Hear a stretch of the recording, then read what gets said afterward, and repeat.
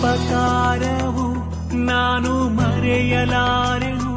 ನನ್ನ ಪ್ರಿಯ ಯೇಸಯ್ಯ ನನ್ನ ರಕ್ಷಕ. ನಿನ್ನ ಉಪಕಾರವು ನಾನು ಮರೆಯಲಾರೆನು.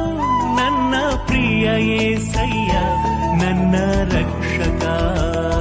ನೀನೇ ನೀನೇ ನೀನೇ ನನ್ನ ಸಹಾಯಕ. ನೀನೇ ನೀನೇ ನೀನೇ ನೀನೇ ನನ್ನ ವಿಮೋಚಕ.